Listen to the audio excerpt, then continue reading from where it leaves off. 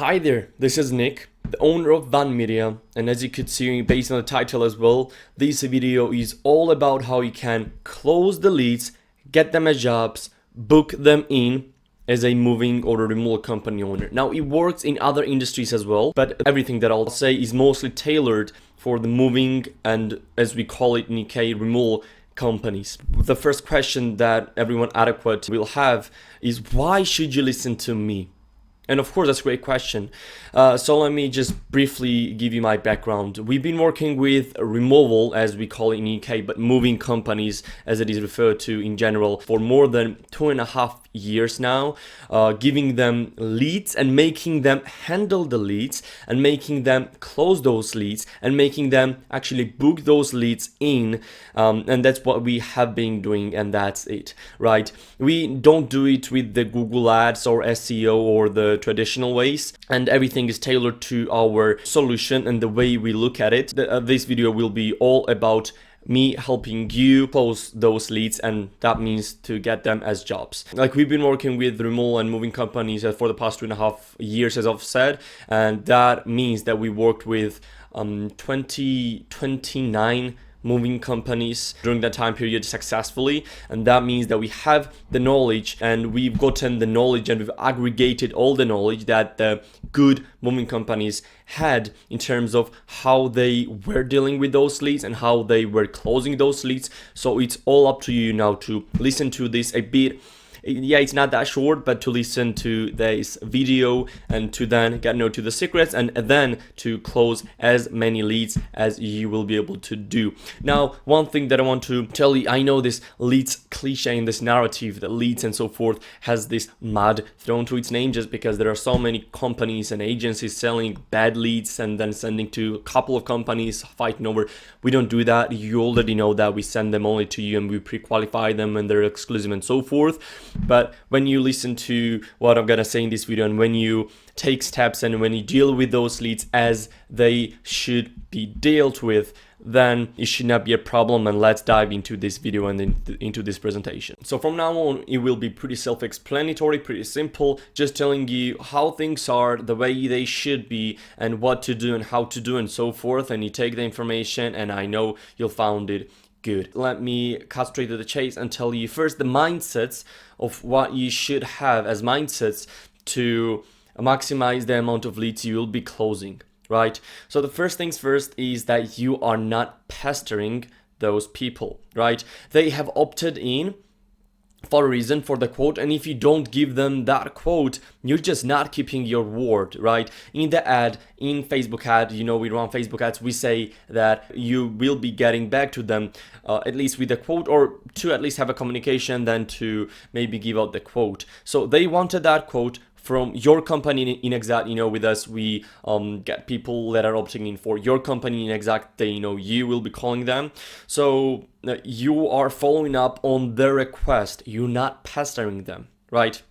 Remember that. Also, remember that they are only receiving your call. As I've told you, we are sending that lead only to you because they have opted in for your company's callback. So only you are calling them. Don't think the 5-6 other companies are pestering them as well. And that is why don't ever think that you're pestering them.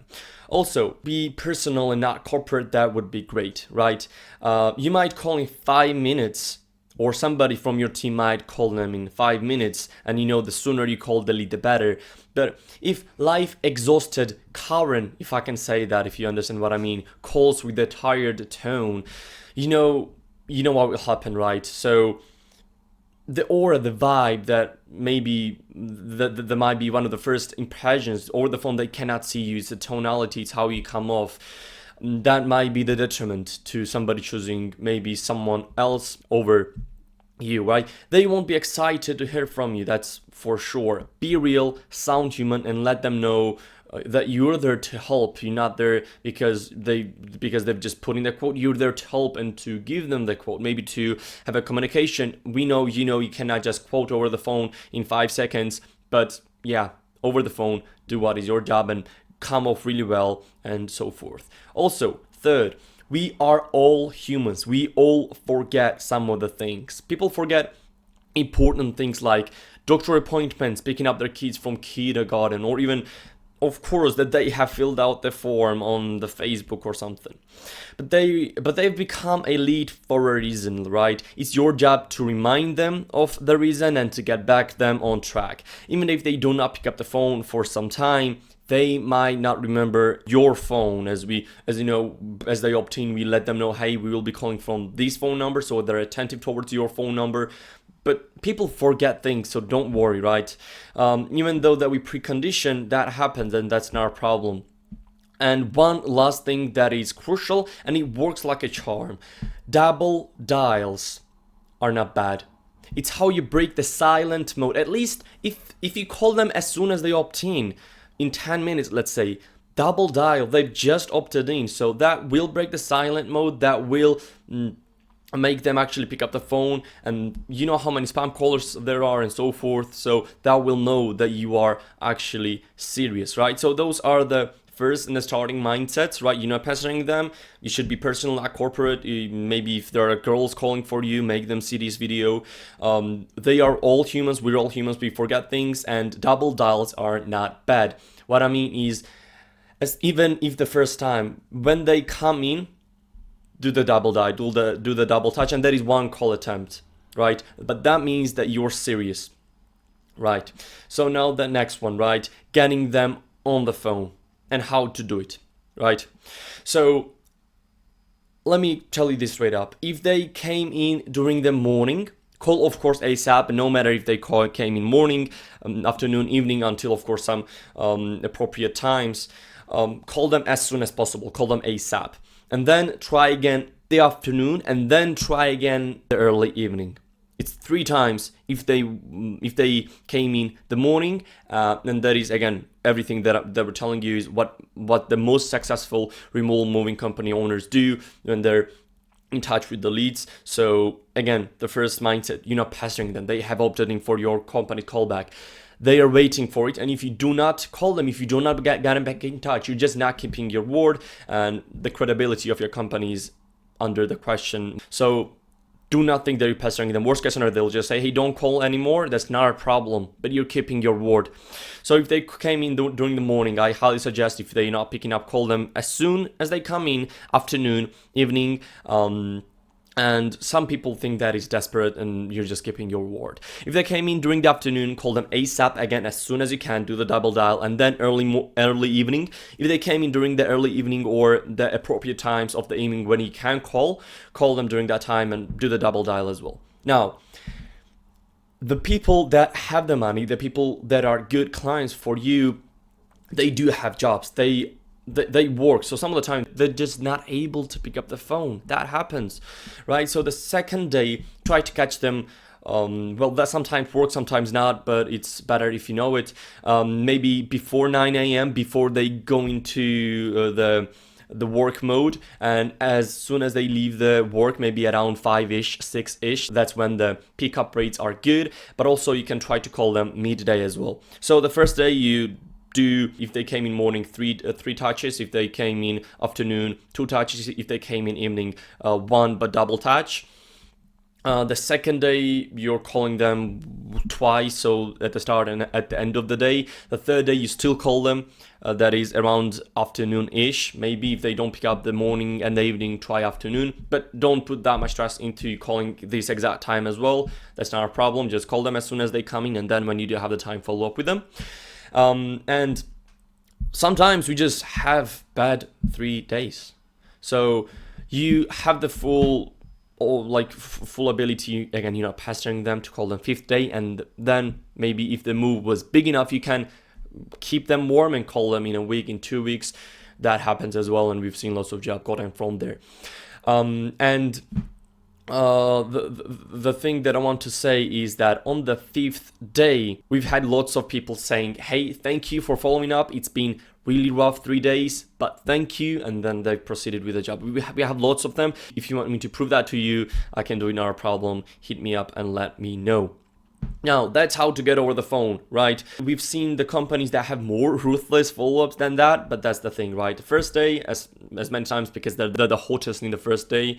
The second day, double dial, so 2 times. Third day, maybe once. The 5th day, and if not, why not? If the move is big enough, most likely they will not have yet chosen whom to go with, because the bigger the move, the more in advance they're looking and they're trying to get a quote. So that's that as well. So now what to do over the phone. I won't have the script. Depends on the company, depends on the offer that we're running, it depends on so many things. I'll just try to say in general how you come off and so forth. First is don't just quote. Over the phone, be personal, be confident, be friendly, be caring, be helpful, all the good things that come to your mind. And you want to project a good aura. You're not just giving them a price, you're there to build rapport, to warm them up, and to give them reasons why they should choose you. Share your unique selling points, so-called USPs. 90% of the moving companies can say, we won't break your furniture, and we do have the insurance, or we have clean vans or trucks. Why should they choose you? Let them know that, tell them the USPs, stand out by offering something better or different or so forth. Your unique selling point might be that you're cheaper, less expensive than the industry, and that still works. You just gotta stand out somehow, right? Also, don't assume that they're ready to book. You gotta be confident but not cocky by assuming, hey, when do you want to book, so forth. That old cheap sales tactic of assuming the sale just doesn't work anymore. Instead, give them the information and reasons they need to make an informed decision, right? Because as we don't ask someone to marry us on the first date, you don't try to book someone in without them knowing why they should go with you, and that really builds the pressure of the sales resistance and so forth, right? Of course, like if they're vividly just all good and let me book in and so forth, by all means do it, but don't be that pushy of a salesman, right? Also, you just gotta understand, as again, that's a great analogy, as you first maybe get along with someone and then go on to date and then warm up their relationship and then ask for the marriage, right? That way, when they opt in as a lead, they have not chosen your company just because they like it, but because we put that into right people's eyes at a convenience time and place. So you gotta give them the reasons and you gotta warm them up. You gotta move them towards the in the pipeline. You gotta move them towards the sale. Give them the reasons why they should let you do the next step. Maybe, and that is a killer and that is a big one, if you can go over there and quote in person, see the house, assess everything, that is the chef's kiss. That is just because when you go out there, they don't choose the quote then. If you just send out the quote, what do they have to make the decision on? They just see the quote. Of course, they might choose the cheaper one, right? So if you go over there, if you actually quote that way, if you are over the phone really long, if you're doing online house surveys, right? Because the movie is really far away, I don't know, but try to close the next step and explain in the terms why it is in their best interest that you go out there and you quote in person.